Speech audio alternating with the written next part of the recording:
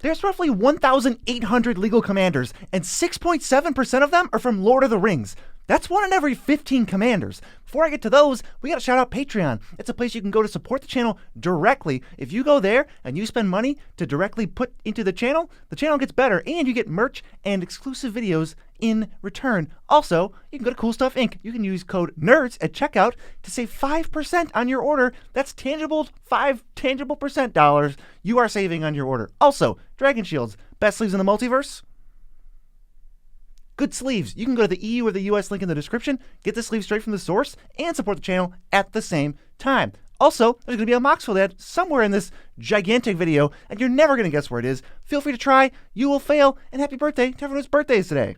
So I'm going over all of the Lord of the Rings commanders in this video, but there's 121 of them, so it's going to be a little bit differently. I am still ranking on a scale, 50 points out of power, fun, artwork, coolness, and uniqueness, all things that contribute to being a cool commander. However, I'll be deferring to Joe Cherries for the coolness of all these cards because I don't know anything about Lord of the Rings. I'm only going to be counting these cards as commander, and I'm only going to talk about the artwork if it's especially good or especially bad. So let's kick it off with the worst commander in the whole set. Coming in at rank number 1,604 on our master list, Grishnak, Brash Instigator. A 3-mana active treason that is limited to your army size in mono red. Sure, you can sacrifice the creature you steal, but there's really not much you can do with Grishnak. Rank 1,593, Gothmog, Morgul Lieutenant. Giving your tokens Death Touch can be interesting, but this artwork and card in general are especially dull. Rank 1578, Glorfindel, Dauntless Rescuer. I like the idea of scry payoffs, but neither half does anything impactful in Commander. And yeah, we're breezing right by these bad commanders. Next! Number 1572, Celeborn the Wise. Okay, power-wise, Celeborn is actually somehow worse than Glorfindel. And it's hard for these bottom-tier commanders primarily designed for limited play to offer us much in terms of fun or uniqueness. Number 1564, Landreval, Horizon Witness. You can make some tokens and score some evasion. Although this might be the worst artwork in the entire set. Number 1559, Butterbeer, Brian Keeper. If you don't have food, you get a food. Pretty simple and at least functional for life gain decks, although you could do way better. Number 1521, Maher Uruk High Captain. Here we go, the army payoff deck, except growing 1 token over multiple turns is pretty bad and unexciting. Number 1510, Yomer of the Rittermark. He has the best stats of any legend so far, but he's basically just a charging monster sword. Hey, at least you get a few 1/1s out of the deal. Number 1463, Saradoc, Master of Buckland. This guy is so grumpy, but he gives you a steady flow of halfling tokens, which can be used to pump him up, and the lifelink bonus is nice. Don't see a halfling token maker very often these days either. Number 1455, Ugluk of the White Hand. The text box on this card is okay, but this is still vanilla stats, and if this creature dies even once, you're pretty sad about it. Number 1447, Gwaihir, the Windlord. At least you get something to build around, drawing 2 cards, but your payoff is Sarah Angel at a 1-mana discount, so play this for the nice artwork, if anything at all. Number 1440, Gorbag of Minas Morgul. The design of this card is nice, but it might be difficult to find enough expendable goblins and orcs in black, but hey, you get a nice payoff for the ones you can sneak through. Number 1432, Meneldor, Swift Savior. I actually like this card. There are not a lot of mono blue legends that flicker creatures, even though blue is well known for blinking. Aside from a lower power, this is a decent little card. Definitely going in my commander cube. Number 1400, the Mouth of Sauron. The power is low, but I do like the idea of a mill deck that has this guy in the command zone to make 10/10s in the mid to late game. Not great, just cool. Number 1351, the Balrog, Flame of Udun. Even I know the Balrog is badass, but this version is pretty horrendous. Opponents can leverage removal spells on other commanders to take yours out. I'm sure you'll see better Balrogs higher on my list. Number 1347, Prince Imrahil, the Fair. Draw some extra cards and you can get a steady stream of tokens. Plus, he's super cheap to cast. You can actually have some fun with this one, unlike with Gwaihir. Number 1343, Arwen Undomiel. The Scry deck will do much better in Simic colors, but this still isn't really the payoff you want. Stay tuned for more interesting options. Number 1335, Quickbeam, Upstart Ent. The only problem with this card is that Treefolk are generally really expensive. If you can find a way to get around that, you can have a really threatening commander. Number 1324, Grima Wormtongue. Sacrificing creatures for a mild drain is alright, but that static is no joke. It won't get you many fun points, but shutting down life gain is annoying for sure. Number 1299, Old Man Willow. This commander at least scales with the game, so he can get pretty nasty and gives you something to work towards. And hey, you can even take out chump blockers on attacks. Totally functional. Number 1282, Denethor, Ruling Steward. Hey, something higher than a 2 for power. Denethor gives us a little something to work with, and sacrificing creatures to drain opponents can add up over time. I definitely see a functional deck here. Number 1271, Ireth of the Healing House. This one is tricky because it's pretty weak on the surface, but Ireth can go infinite if you get other legendary creatures together with similar abilities. She can definitely be built around, but it might cost you some fun for other players. Number 1258, Aristor of the Council. Well, this does almost nothing, but that's okay. It was designed to be fun, not strong. Voting is super interesting, and it's great to finally have some more support for it. Number 1248, Eleanor Gardner. You don't have to crack food for life to sacrifice it, so Eleanor reads more like a rampant growth every turn with the right tools. This could be an artifact sacrifice deck or just a food deck. Number 1233, Lotho, Corrupt Sheriff. Lotho isn't messing around. This card is actually great. It'll pay itself back on mana almost immediately, and it's very generically strong. Apparently this character suffers in the coolness category, and it definitely isn't that unique, but it's making waves in CEDH. Number 1216, Gimli, Counter of Kills. Okay, I lied earlier. This is the worst artwork in the set, but it got bailed out by a nice showcase variant. Gimli's decent, but you can't really build around him that much. Make him indestructible and keep wiping the board, I guess. Number 1204, Bill Fenry, Bree Swindler. I don't care how good this is. It's absolutely hilarious. Anyone who builds the Changeling horse deck has my utmost respect. Number 1200, Rosie Cotton of South Lane. Rosie can do some small but nice things, buffing tokens as you make them or powering up one creature. Kind of lets you build a variety of token decks too. Number 1184, Witch King, Bringer of Ruin. This is rough. Other than like Helma the Host, I have no clue what I'm supposed to do with this. Witch King's coolness really saved him here. I don't want to make one opponent sack their worst creature. Number 1164, Shagrat, Loot Bearer. This is a nice Rakdos take on the equipment archetype. Treat the amass like a random bonus and focus on equipping super hefty items like Colossus Hammer. Number 1158, Elrond, Lord of Rivendell. You can get a lot of ring temps with this and easily make it to the final level. That's not broken or anything, but if you want a blue ring bearer deck, this is for you. Number 1152, Haldir, Lorien Lieutenant. Wow, a really interesting elf card. Obviously best friends with Immaculate Magistrate. You can lean in on +1/+1 counters or just go Turbo Elves, ramp them out, and pump for tons of damage. Not groundbreaking design, but strong and worth playing. Number 1146, Monstrosity of the Lake. Alright, we're 32 commanders in. We can get a little more detail now that these cards actually all do stuff. Island cycling is irrelevant here, and Monstrosity looks really expensive, but I'm thinking we just hardcast it on turn 5 and start flickering it. Opponents will not love it when they never untap, but we sure will. Number 1140, Erkenbrand, Lord of Westfold. This will be very similar to an upcoming legend about 300 spots higher, but this is a valid, interesting human payoff that can actually get the job done. Even something like Thatcher Revolt can create giant swings, and you don't have to play all humans, just throw a few down when you're going for an Alpha Strike. You can also try Moxfield.com as the #1 deck building website on the planet. You can sort your 121 Lord of the Rings commander decks in custom folders, so you're always on top of your ever-growing collection of decks. It also lets you know how recently you edited a deck, so you can make sure you're always up to date. Get on Moxfield right now. I'm serious. Well, maybe not right now, finish the video first, then go to Moxfield.com, because they're great. Number 1123, Lobelia, Sackville Baggins. This is mostly just really weird. In the command zone, it won't be a surprise to anyone, so it's really just a pseudo-ritual, provided you can get a big creature to die while holding up mana for her. And again, everyone will see this coming. Number 1104, Saruman the White. Saruman is awesome. He has 3 Lord of the Rings cards for a reason, and this is the underpowered draft one. Double spell, get a 2/2, and hopefully sacrifice it for some value, I guess. Number 1078, Galadriel, Gift Giver. Definitely a top-down design, so this is probably true to the character, but I don't see many unique things to do with this card, which definitely limits how much fun you can have outside of a lore-based deck. Number 1059, Strider, Ranger of the North. Greatest Traveler and Huntsman in this age of the world?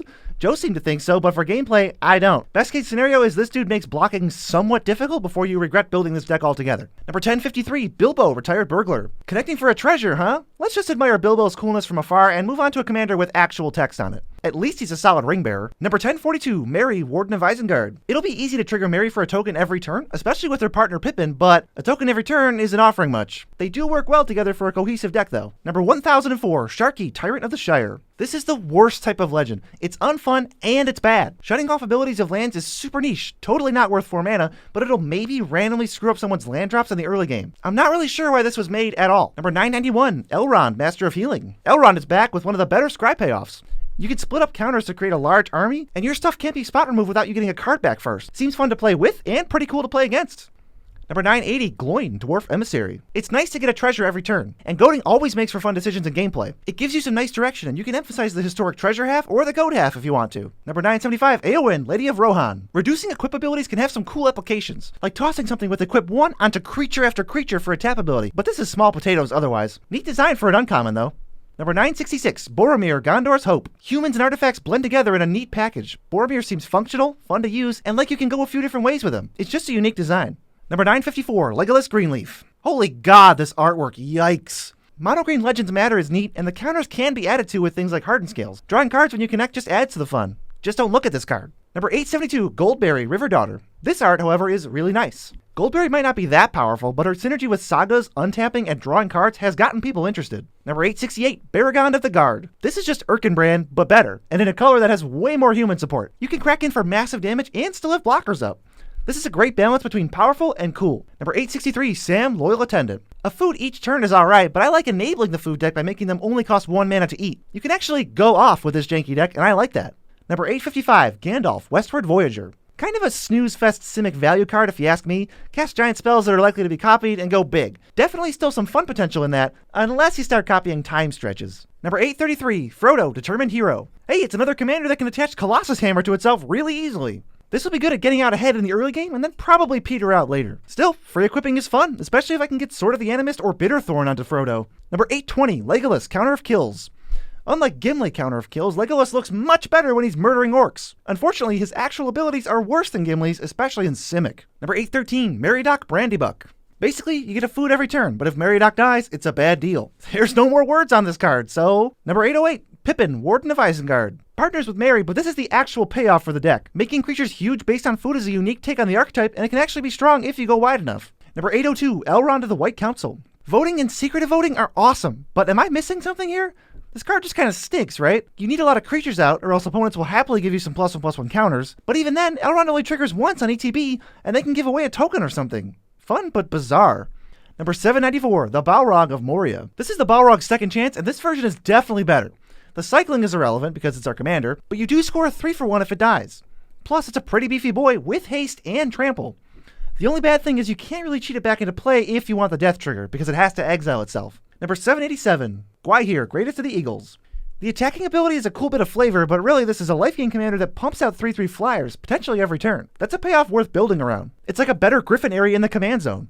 Number 757, Theodan, King of Rohan. This is one of the best uncommon legends from the set. Throwing around a bunch of double strikes just for playing humans is no joke. This card costs 6 cents and seems like a shoo-in for a sweet budget build. Number 751, Frodo Baggins. That showcase art is epic. That style really does it for me. As for the card itself, this deck tempts itself at light speed, so finding the best green-white ring bearers might be an interesting deck building challenge. I know there's quite a few double strikers in those colors, which is great for the last mode of the ring. Number 745, Sauron, the Necromancer. Finally, we made it to the worst version of Sauron. I mean, he's got more than enough coolness points to vault him above the weaker cards. Underwhelming card, but sweet deck. Making Sauron hold the ring and copy awesome creatures in your graveyard? I'm in. Number 741, the Watcher in the Water. Oh my god, this is the creepiest art in the set. When your tentacles die, this untaps, and it won't matter that it has 87 stun counters on it. Plus, you get to ice something else down. What a unique design. How often do we see any of this on a legend? There's only one other card in Magic that even makes tentacle tokens. Number 737, Círdan, the Shipwright. This is how you do a secret voting commander. Obviously the power isn't high, but who cares? This has a really fascinating minigame built into it, and it can even trigger more than once without needing to be flickered. Mia is working on building this commander, and I can't wait to see how it plays out. There's so many little things going on with this card. Number 733, Denethor Stoneseer. Hey, you remember Denethor, the white-black card? Well, he's back and is now blue-red for some reason. But making yourself the Monarch is really powerful, even if you pay a premium to do it. And if you ask me, it pretty much guarantees a more interesting game, even if Denethor is a snooze fest to read and you'll probably never cast him twice in a game. Number 703, Eomer, Marshal of Rohan. Well, that's an interesting bit of text that really makes you want to give Eomer Evasion and Myriad for an instant win. You'll just be sacrificing legends over and over for infinite combats. It's a pretty neat deck that can go over the top given enough time. Needing to be policed definitely costs a few fun points though. Number 701, Aragorn and Arwen, Wed. Go really wide and they'll pay you off. Absolutely love the artwork too. Maybe you go the Branching Evolution route, or the Nykthos Paragon route, maybe something in between. I definitely want March of the Multitudes in this deck either way. Number 700, Witch King of Angmar. Hard to kill, which helps for power, but not for fun. It's less likely you'll get punched by chunky creatures, but opponents can always send in a dork to be sacrificed instead. I'm not really sure what this deck is supposed to look like, because I don't see a real game plan other than maybe political stuff. Number 698, Gollum, Patient Plotter. Yeah, now we're getting to the real fan favorites. Gollum will get you tempted really easily, and can basically never die, so he's practically tax-free. If you can weaponize him with a Skull Clamp or a Yawgmoth, you're in business. Pretty good for an uncommon. Number 697, Gandalf, Friend of the Shire. I wish I could deduct points for belonging to the worst secret lair ever conceived, but sadly that's not how this works. Stack your deck with ring temps and sorceries, and you can be a tricky little wizard who draws cards. Trying to be fun, not strong. Number 695, Bill the Pony. If you don't love Bill, I don't know if I can be friends with you. Look at this little guy. He even gives your deck objectives in the form of toughness and food. I graded him fairly in power, but this is top 5 cards in the set, people. Number 694, Treebeard, Gracious Host. Treefolk, life gain, food, counters, these archetypes are all starting to blend together after a while. He'll get really big if you go the Voltron route, though.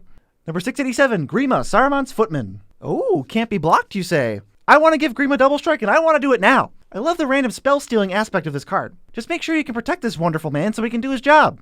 Number 682, Farmer Cotton. Wow, this dude makes a lot of tokens. He can also go infinite if you just start turning those tokens into mana to just cast Farmer Cotton again for even more tokens. This looks like a wacky high-power commander that can create some nonsensical board states.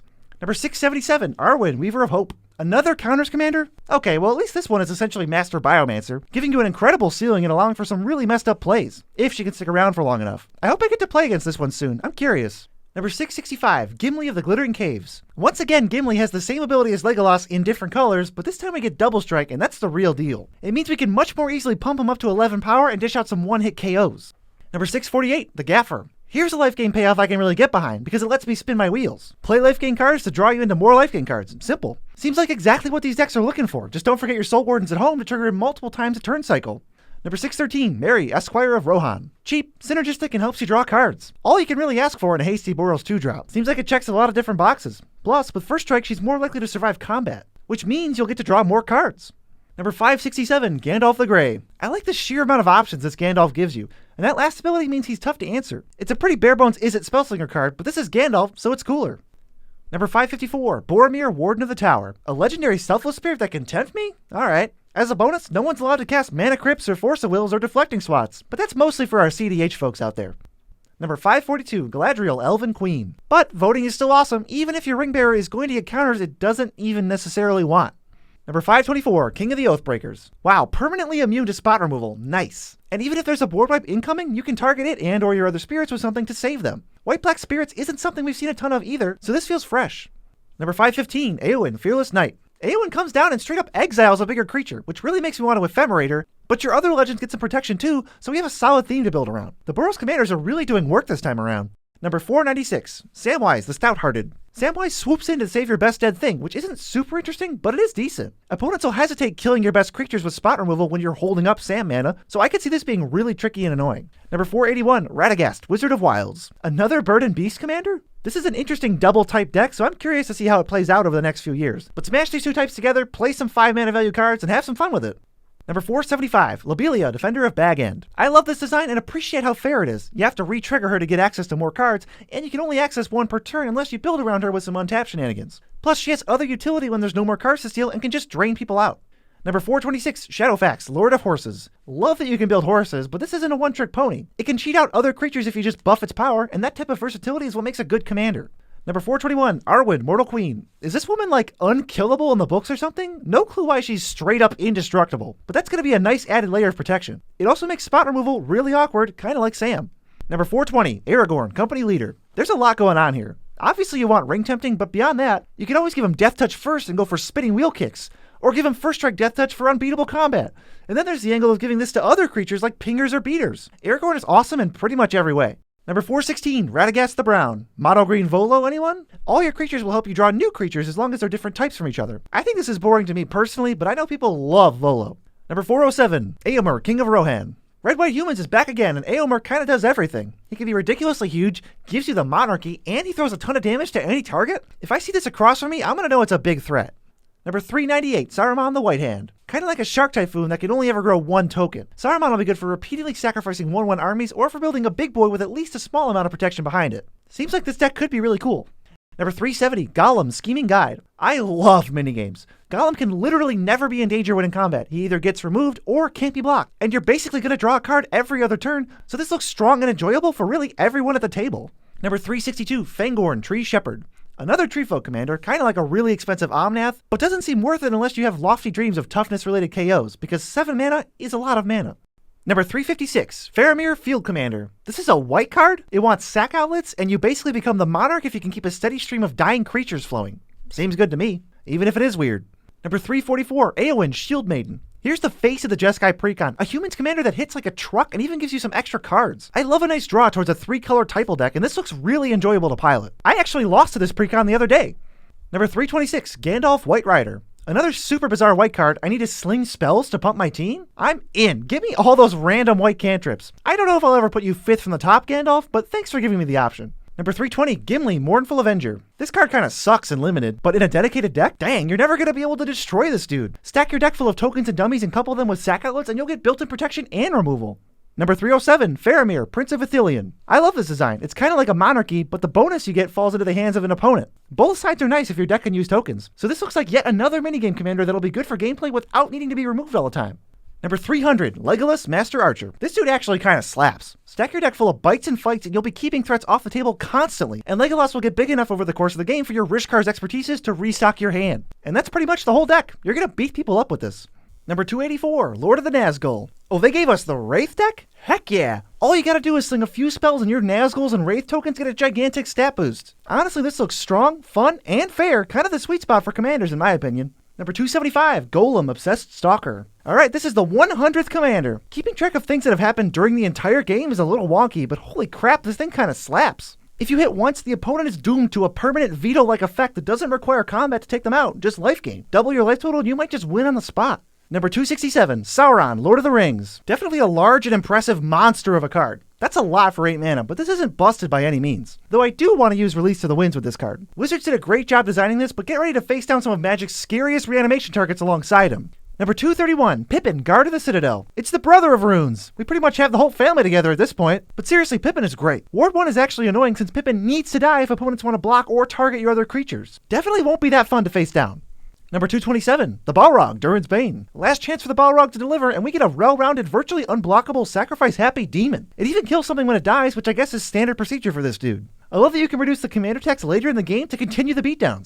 Number 223, Peregrine Took. Now here's a food payoff I can really support. Just let me spin my wheels and we're good. The payoff is well worth it, so this seems to me like one of the most fun ways to spend your food. Number 214, Faramir, Steward of Gondor. Spoiler alert, any creature that makes you the monarch for a reasonable price is gonna be a great commander. As a bonus, you get some soldiers, and you really won't have to attack to reclaim that crown as long as you play some legendaries. Number 182, Sauron, the Lidless Eye. With sack outlets, you can count this as a removal spell, and that activated ability for some reason just looks so awesome. Plus, this is killer 10 out of 10 artwork, and I'd love to play with or against this card. This definitely feels like an evil mastermind. Number 175, Smeagol, Helpful Guide. Stealing other people's lands in Golgari, that seems pretty enjoyable. Honestly, you could use Gollum Patient Plotter to great effect here. I just want to be tempted 2 or 3 times every turn so I can power out my nonsense. And you already know I got Field of the Dead in this deck. Number 166, Galadriel of Lothlorien. Get your Season of Gross now because this is a Scry commander that'll ramp you to the moon, with or without temp synergies. She's cheap, unique, and really gets you thinking about the easiest ways to repeatedly scry, which is awesome. Number 161, Gilrain, Dúnedain Protector. This is pretty close to a mono-white Rune of the Hidden Realm, and it's going to be replacing Livio in my commander cube. She'll probably be a lightning rod, but man is that ability good. Also, I looked up her flavor text translation. It's really sad. Number 156, Frodo, Adventurous Hobbit. Like half the other good commanders in this set, Frodo draws you a card every turn. And he's going to be tough to block as your ring bearer. I really don't want to grow his power so he's harder to block, but let's give him double strike so that last mode of the ring hits opponents extra hard. Number 128, Shelob, Child of Ungoliant. Finally, another spider payoff to go alongside Ishkana. Shelob is humongous, threatening, and actually gives all the bad common and uncommon spiders something more powerful to do. Wizards really understood what was needed to tie the spider deck together. And hey, we're up to the top 10 commanders from the set. Thanks for sticking with me. Number 122, Sauron, the Dark Lord. I'm starting this at a 6 for power, but it could be better. Good luck ever killing him, geez. Plus, he'll keep your hand restocked basically forever if you keep getting tempted. This dude is nasty in every way. Number 119, Saruman of Many Colors. Reading the card explains the card. Eventually, you just have to read Saruman 10 times to understand him. Basically, you should be milling opponents and double spelling, and if you can, you'll start stealing their best things for yourself. He's also really tricky to remove for some decks, so he'll be well worth 6 mana most of the time. Number 115, Samwise Gamgee. Well, you just get food essentially for free with this guy. And like with Peregrine Took, Sam turns him into raw card advantage. Build a food deck, a Sagas deck, a weenie deck, an artifact deck, or anything in between. Sam gives you millions of options. Number 112, Aragorn the Uniter. None of these abilities are too exciting on their own, but combining them really gets those deck building juices flowing. You can even just pick 2 colors to focus on and trigger abilities with gold spells. How about a green-white shell to pump your devilish valet? If that's not the coolest thing you can do with this, I don't know what is. Number 108, Frodo, Sauron's Bane. Even I know the significance of this card's flavor, and Frodo gives you a great outlet for winning the game. Just make sure you're constantly tempted, like in the books, and opponents are going to need to answer this or die. We're all the way up to number 82, Tom Bombadil. Best name in the whole series. Godbard might be the best type too. I love 5-color sagas as a deck idea, and you'll never be able to kill Tom if you're doing enough saga things. I usually don't like 5-color commanders, but this is the only one in the set, and it's really interesting and looks like a lot of fun. Number 78, Shelob, Dreadweaver. Spiders are awesome, and this one in particular is amazingly cool. I get to steal the creatures that die while keeping them out of my opponent's graveyards. And she even gives you counters and cards too, because every commander in the set has to do that. Number 37, Aragorn, King of Gondor. You become the monarch, and if you're still the monarch on your next turn, none of your creatures can be blocked? You're just going to annihilate people. Aragorn creates the fun monarch minigame, but definitely loses some fun points by taking away defensive options for your opponents. But either way, you're definitely going to be seeing this guy at commander tables. Number 28, Gandalf the White. Gandalf claims the second highest spot from Lord of the Rings, which seems pretty fitting to me. You'll be doubling up abilities of your legends and artifacts non-stop, and flashing them in at instant speed too. I think if you don't answer Gandalf, you're in for some serious trouble, and you might even get comboed out. But that leads us to our top commander in the set. Number 27, Bilbo Birthday Celebrant. Happy birthday, Bilbo! Getting to 111 life is not going to be super easy. But let's be clear, if you activate that ability, you literally win the game. It's over. Doesn't even matter what you're doing. Sack Outlets and Blood Artists, Soul Warden and Veto, a Craterhoof Behemoth, whatever. The only obstacle is getting there and then spending 5 mana. But we have life doublers and plenty of tools to get there, including Bilbo himself, making this a deck that really just does everything well. But those are my rankings for the Lord of the Rings commanders. If you want to see how the commanders from March of the Machine ranked, check out this video.